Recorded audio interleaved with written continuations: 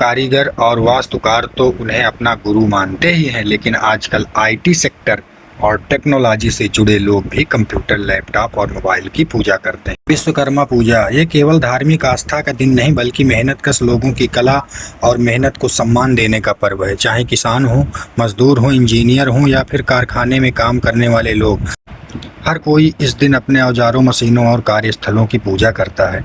लोग मानते हैं कि भगवान विश्वकर्मा केवल एक देवता नहीं, बल्कि दुनिया के पहले इंजीनियर और शिल्पकार थे। उन्होंने न सिर्फ स्वर्गलोक और इंद्रपुरी का निर्माण किया, बल्कि सोने की लंका, द्वारका और हस्तिनापुर जैसे भव्य नगर भी रचे। इसलिए प्रतिवर्ष भगवान विश्वकर्मा जयंती का त्यौहार बड़ी श्रद्धा और उत्साह के साथ मनाया जाता है।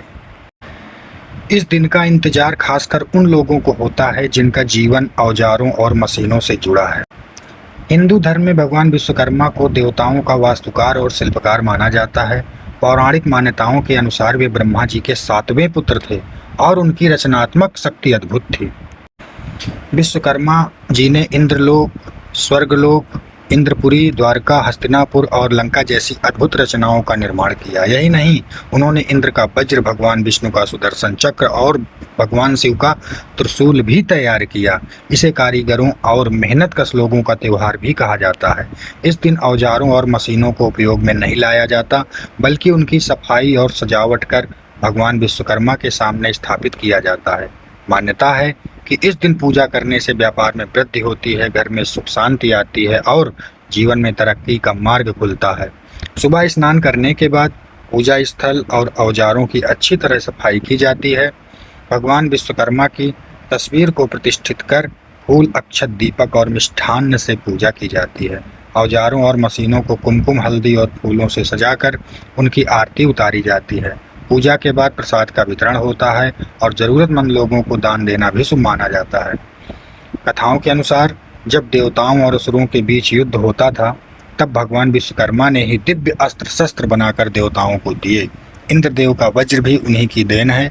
एक पौराणिक कथा के अनुसार भगवान विश्वकर्मा ने रावण के लिए सोने की लंका का निर्माण किया था। बाद में जब रावण का वध हुआ तो लंका विभीषण को सौंप दी गई।